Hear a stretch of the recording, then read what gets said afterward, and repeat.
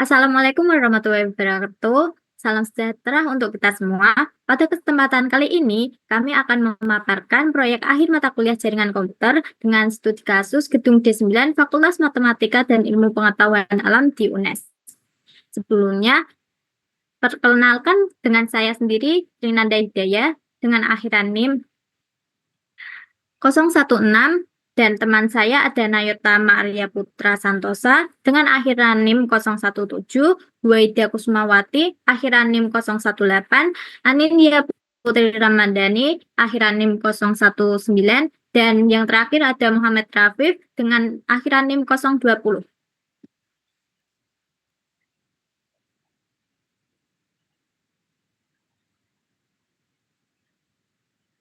Untuk yang pertama ada jobdesk anggota kelompok.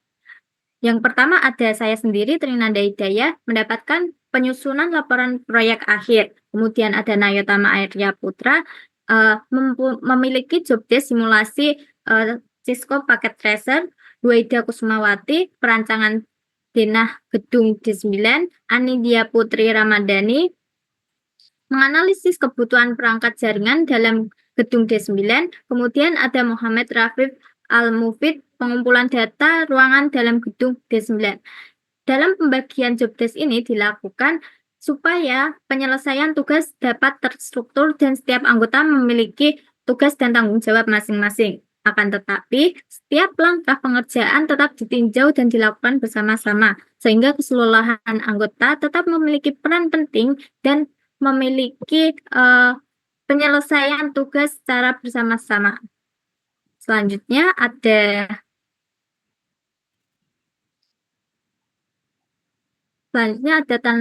timeline penyelesaian proyek akhir. Dalam minggu pertama kita melakukan 3 pertemuan, yaitu pada tanggal 6 Mei, 8 Mei, dan 10 Mei, kita melakukan survei gedung D9 dan menganalisis data apa saja yang ada di ruangan tersebut. Kemudian pada minggu kedua, pada tanggal 15 Mei, kita melakukan pembagian jobdesk dan pembuatan denah gedungnya. Untuk minggu ketiga, pada tanggal 19 Mei 2025, kita menganalisis kebutuhan perangkat jaringan dan melakukan simulasi pada aplikasi Cisco Packet Tracer-nya. Kemudian untuk minggu terakhir, itu kita ada 3 pertemuan pada tanggal 26 Mei, 29 Mei, dan 30 Mei. Kita melakukan penyelesaian proyek akhir dan pembuatan video presentasi kelompok.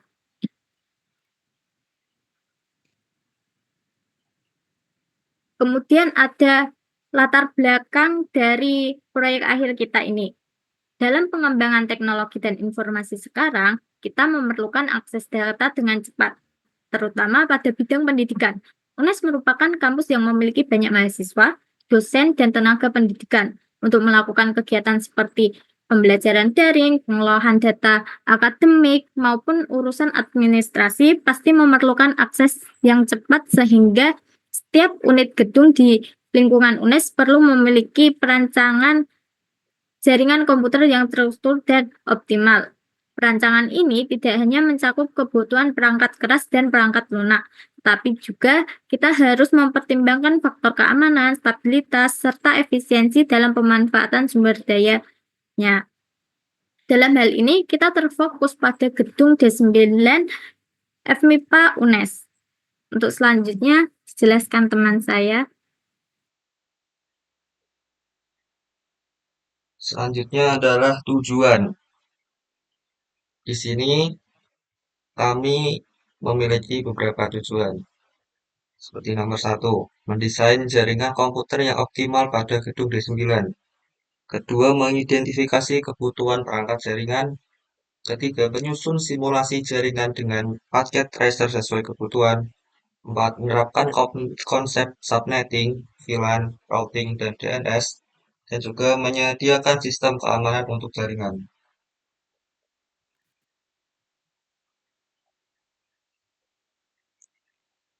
Di sini ada banyak dasar teori yang kita gunakan seperti contoh topologi jaringan.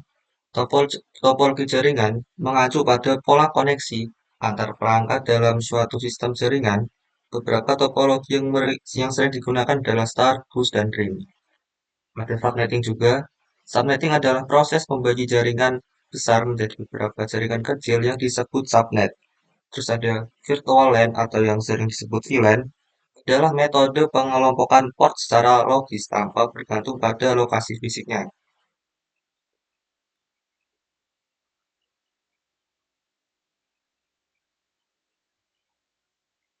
Juga ada routing, adalah proses memilih jalur terbaik untuk mengirimkan paket data dari pengirim ke penerima yang berada di jaringan berbeda. Ada juga Domain Name System atau DNS, adalah layanan yang berfungsi untuk memberi penerjemahan yang berawal dari alamat IP menjadi nama, domain, dan sebaliknya. Ada juga keamanan jaringan, adalah praktik dan prosedur yang dilakukan untuk melindungi jaringan komputer dari ancaman dan serangan yang merusak seperti virus, malware, hacker, dan batasan data.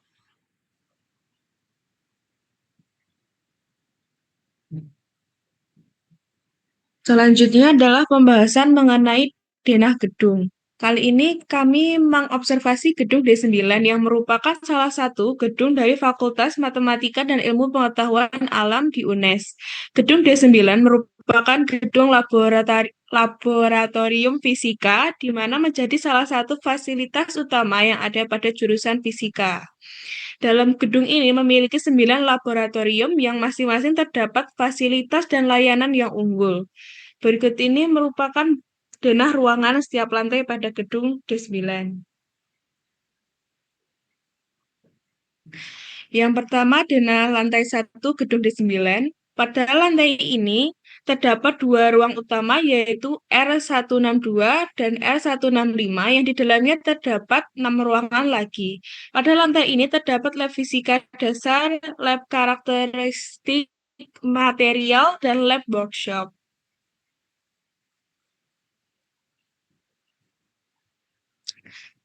Lalu denah lantai 2 pada gedung D9. Pada lantai 2 gedung D9 terdapat dua ruang utama yaitu R275 dan R279 yang di dalamnya terdapat 7 ruangan lagi. Pada lantai ini terdapat lab fisika pendidikan, lab elektronika dasar, dan lab gelombang optik.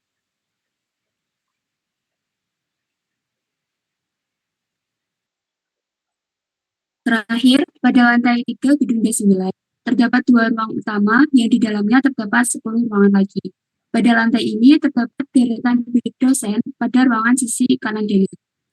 Pada lantai ini juga terdapat lab komputasi, lab pengembangan, dan juga lab elektronika instrumentasi.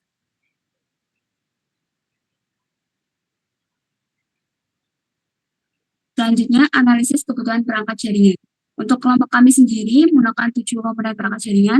Yang pertama yaitu PC, di mana situasinya yaitu RAM 32 GB dan juga SSD 1 TB. Dan juga untuk setiap lantai memiliki 4 buah PC, jadi total 3 lantai yaitu 12 PC.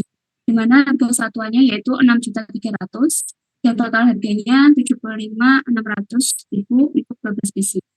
Kedua ada laptop dengan spesifikasi RAM 16 GB, SSD 512 GB. Dengan tiap lantai juga memiliki 4 buah laptop dan total 3 lantai yaitu 12 laptop. Dengan harga satuan sekitar 6.300.000 dan total 12 laptop yaitu 75.600.000. Selanjutnya untuk switch, kami menggunakan switch Cepelli di mana setiap lantai memiliki 1 buah switch dan untuk 3 lantai memiliki total 3 switch. Dengan harga satuan 185.100 dan totalnya 3 yaitu 1.455.300. Selanjutnya untuk AP atau access point, di sini juga kami menggunakan TPLI dengan setiap lantai memiliki 2 akses point, jadi total 3 lantai memiliki 6 akses point. Di mana dengan harga satuannya yaitu 495.000 dan totalnya yaitu 2.970.000. Selanjutnya yaitu untuk router, kami menggunakan 1 router dan juga 1 server. Keduanya terletak pada lantai 3 gedung dengan router sendiri memiliki harga satuan yaitu 929.200 dan server dengan harga 8.160.000.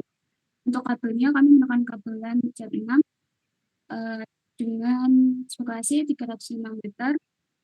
Untuk kami itu sendiri menggunakan satu roll dengan harga 1 juta. Untuk keseluruhan total biaya yang dikeluarkan yaitu 165.714.500. Untuk selanjutnya, simulasi instalasi jaringan dan juga pembahasan pada Cisco Packet Tracer akan dijelaskan oleh teman saya.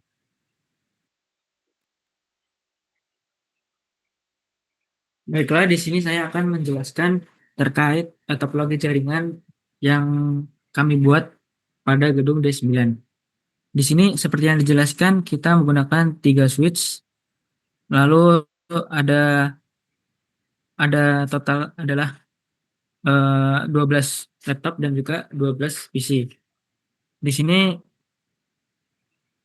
kita juga menggunakan 6 access point dan pada access point itu akan dihubungkan kepada switch, lalu pada switch akan dihubungkan pada router yang berada di lantai 3 dan juga dihubungkan dari router ke server. Langkah yang kita ambil dalam membuat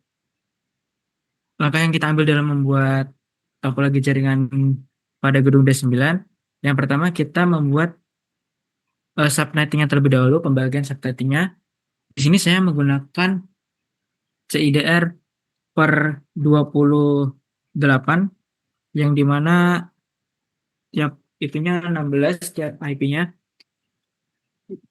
Di sini saya pada lantai 1 ruang 1 menggunakan network address-nya pembagiannya 192.168.1.0.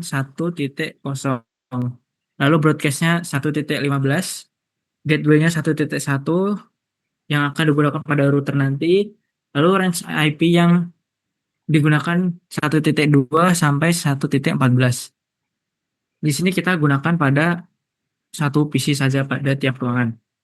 Di sini kita dalam ketentuan ujian adalah tiap perangkat pada yang sama di satu lantai maka tidak bisa tersambung, tetapi jika berbeda lantai maka bisa tersambung. Karena itu kami membuat tiap ruangan itu berbeda VLAN dan juga akan dihubungkan pada switch, dan nanti dari switch akan dihubungkan pada router. Di sini kita menggunakan pembagiannya adalah pada ruang pertama VLAN-nya itu 11, ruang kedua 12, ruang ketiga 13, ruang keempat 14, ruang kelima 15.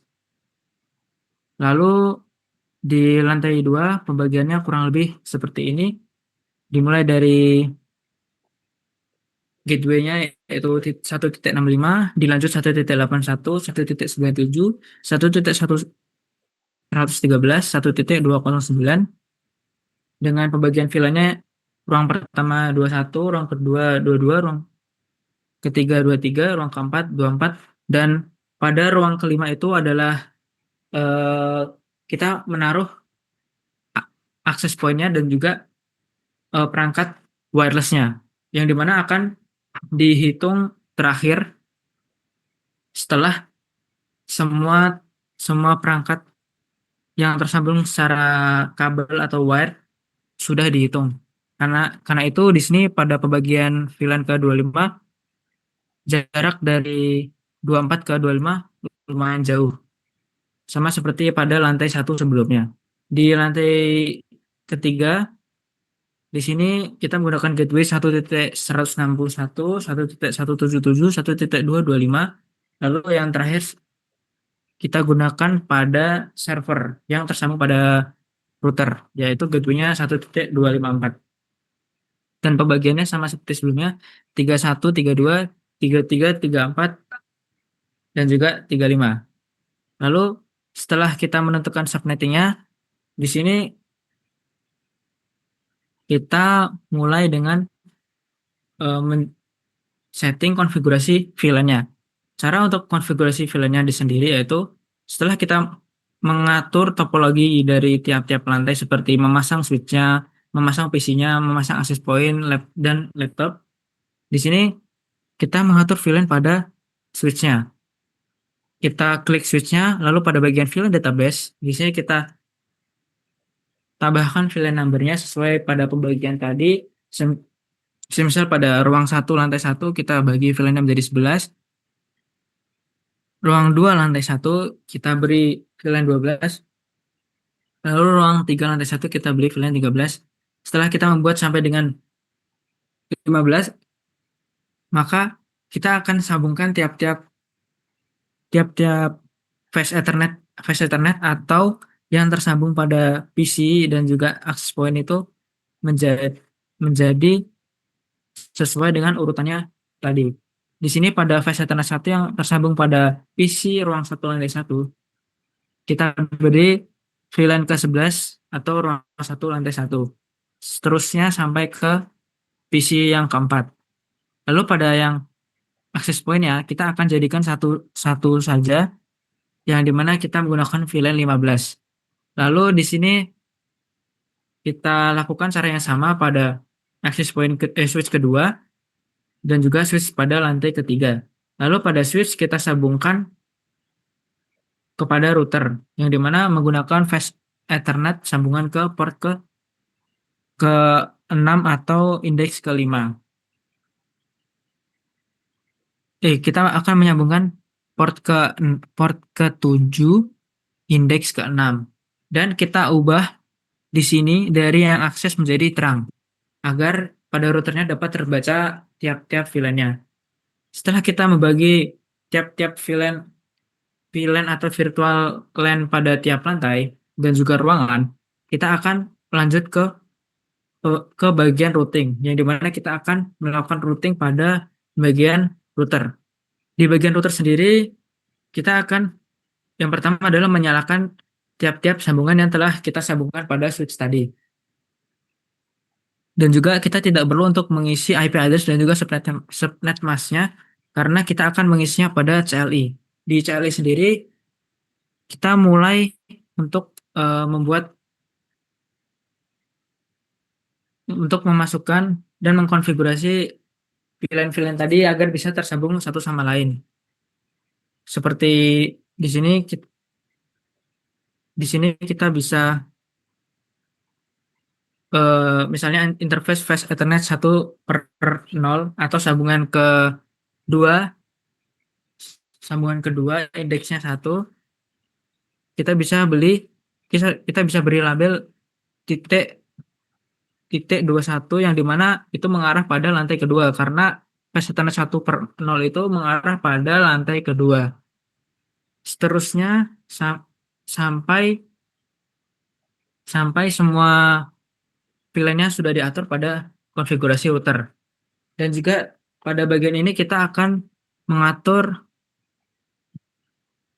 gateway dari routernya sendiri. Setelah routing selesai, kita akan menyambungkan router kepada server. Di server, pada bagian desktop, lalu kita pilih IP configuration, IP address-nya kita beri seperti yang sudah kita bagi tadi. Lalu subnet masknya kita beri 255.255.255.240 yang dimana itu adalah subnet mask dari CIDR per 28. Lalu ada default gateway-nya kita beri IP dari routernya tadi. Yang dimana kurang lebih pembagiannya adalah seperti ini. Lantai 1, ruang 1 VLAN yang kita beri VLAN 11 kurang lebih seperti ini. Sampai dengan satu router dan satu server IP dan juga subnet mask dan gateway-nya. Setelah kita mengatur untuk penyambungan router dan juga server, kita mengatur DNS-nya yang dimana pada bagian service di sini DNS kita membuat sebuah name atau domain yang bernama d9.unes.ac.id. Setelah kita membuat sebuah domain dan juga DNS-nya, maka kita sambungkan tiap-tiap PC perangkat kepada DNS-nya. Misalnya di sini pada bagian desktop IP configuration di DNS servernya, kita beri DNS dari servernya tadi, domainnya. Dalam pembuktiannya, di sini semisal saya web browser, lalu kita coba untuk ketik gedung_d9.unes.ac.id, maka kita akan masuk ke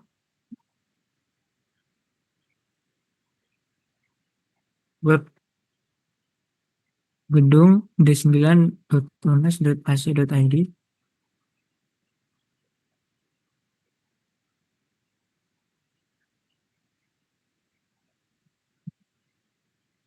Terkadang terdapat sedikit masalah karena nge-lag.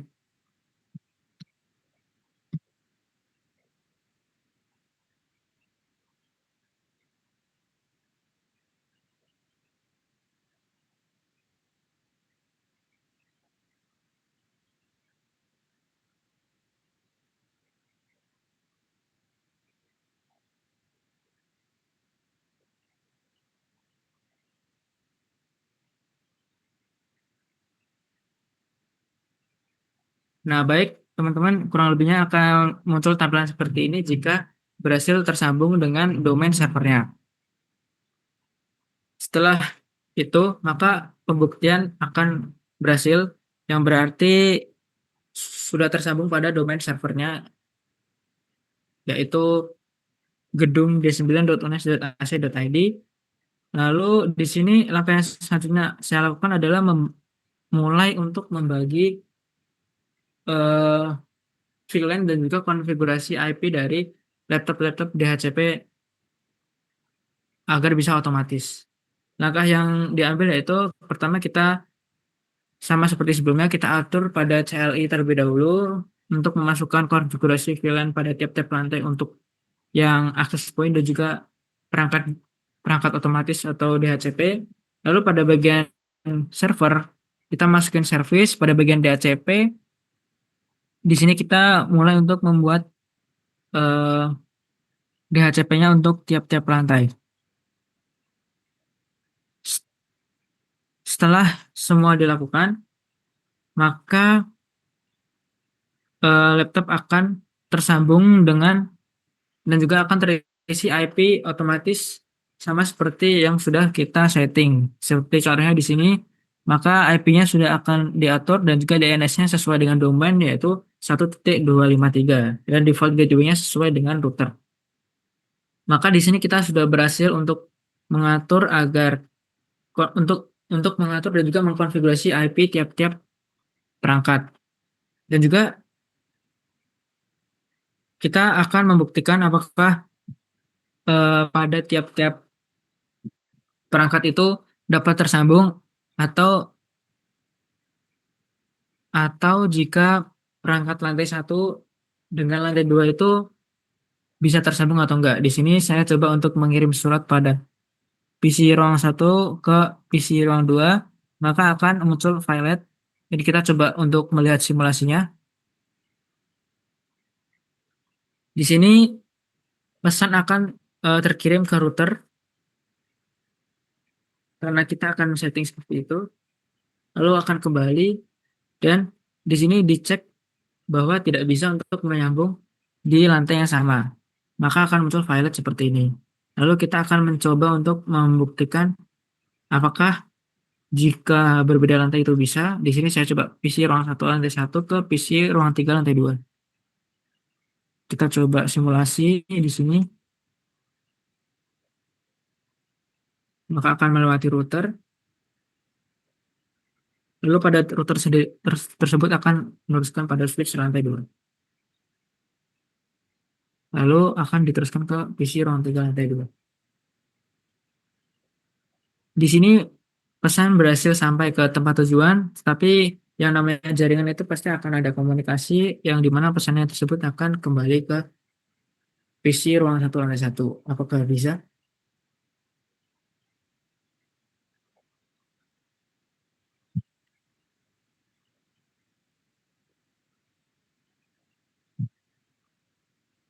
Oke, di sini sudah menunjukkan status successful yang berarti kita sudah berhasil dalam membuat sebuah jaringan yang dimana pada lantai yang sama itu tidak bisa untuk mengirim pesan, tetapi pada lantai yang berbeda sudah bisa mengirim pesan. Lalu yang terakhir, kita akan membuat sebuah keamanan jaringan yang dimana kita akan mengaturnya pada switch. Pada switch kita akan mengatur seperti berapa jumlah MAC yang dapat terhubung dan juga protokol sistemnya. Di sini adalah contoh yang dimana tidak dapat terhubung atau MAC-nya adalah salah seperti yang dikonfigurasikan pada switch yang akan memberikan hasil shutdown atau perangkatnya itu tidak tersambung dan juga mati. Baiklah teman-teman, itu tadi ada kurang lebih simulasi pada Cisco Packet Tracer topologi jaringan pada gedung D9. Dari saya cukup, akan saya serahkan kepada teman saya kembali.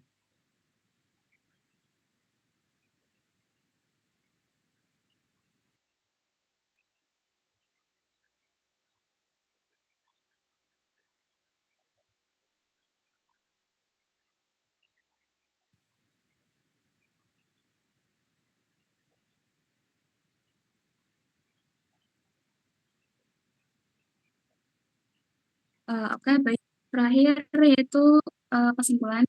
Berdasarkan hasil perancangan dan simulasi instalasi jaringan komputer pada gedung D9 di lingkungan Universitas Negeri Semarang, dapat disimpulkan bahwa sistem jaringan berhasil dibangun secara efektif dan efisien sesuai dengan kebutuhan. Penerapan teknik subnetting, VLAN, routing, dan DNS mampu mendukung komunikasi antar lantai tanpa memungkinkan koneksitas antar host dalam satu lantai, sesuai dengan ketentuan yang diberikan. Jaringan juga dirancang dengan kombinasi koneksi kabel dan nirkabel untuk menunjang fleksibilitas penggunaan. Selain itu, pengamanan jaringan telah diterapkan melalui konfigurasi port security dan akses control list untuk mencegah akses dari perangkat yang tidak dikenal. Simulasi ini menunjukkan bahwa desain jaringan yang disusun dapat dijadikan acuan dalam implementasi jaringan nyata di lingkungan kampus yang aman, terstruktur, dan terkelola dengan baik. Demikian presentasi dari kami mengenai pemaparan proyek akhir mata kuliah jaringan komputer dengan studi kasus di gedung D9 Fakultas Matematika dan Ilmu Pengetahuan Alam di UNES. Semoga penjelasan tadi bisa memberikan gambaran yang jelas dan mungkin bisa jadi referensi untuk implementasi jaringan di lingkungan kampus. Mungkin cukup itu presentasi dari kelompok kami. Bila ada kesalahan kata dan tindakan, mohon dimaafkan. Wassalamualaikum warahmatullahi wabarakatuh.